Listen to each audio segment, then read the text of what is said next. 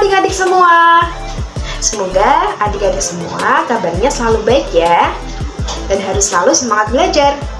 Di sini kita akan belajar bersama tentang sumber daya alam dan pengaruhnya dalam kegiatan ekonomi. Sudah siap belajar semua?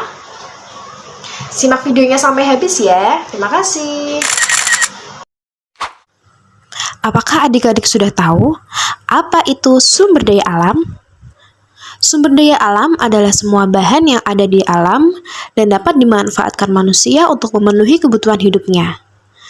Sumber daya alam dapat didefinisikan sebagai lingkungan alam atau natural environment yang mempunyai nilai untuk memenuhi kebutuhan manusia.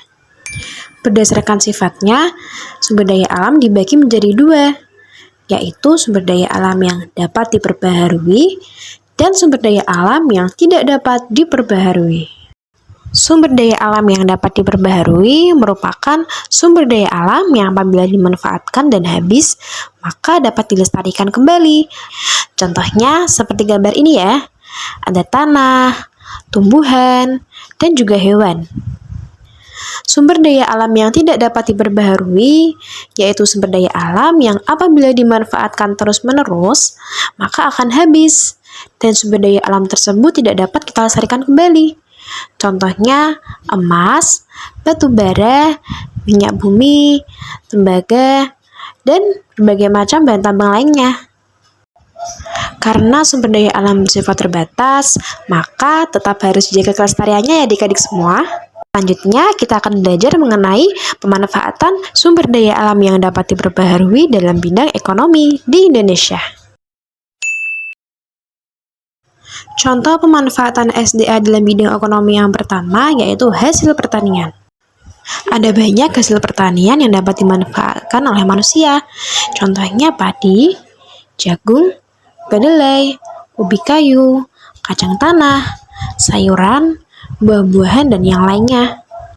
Untuk hasil tani padi menjadi beras dapat dijual oleh petani baik untuk dalam negeri hingga sampai ke mancanegara. Beras dapat dihasilkan menjadi nasi dan juga dapat dihasilkan juga menjadi tepung yang dapat menambah nilai jualnya. Untuk hasil tani berupa jagung dapat dijual oleh petani, namun tidak hanya dapat dimanfaatkan buahnya saja. Bonggol jagung yang sudah tidak terpakai lagi jangan dibuang ya.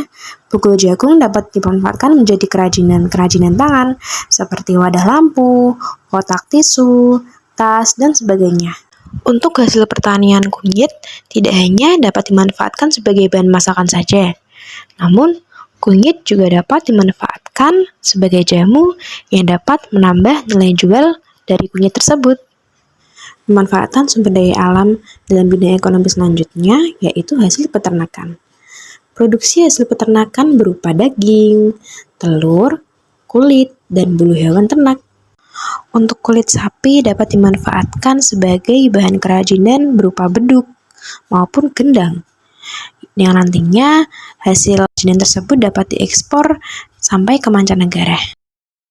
Untuk bulu yang dihasilkan dari bebek maupun ayam dapat dihasilkan kerajinan menjadi kemucing yang dapat diperjualbelikan baik dari Indonesia sampai ke mancanegara.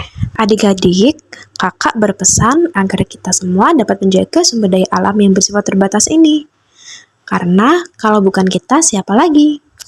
Pelestarian ini kita lakukan agar keseimbangan ekosistem dapat terjaga dengan baik.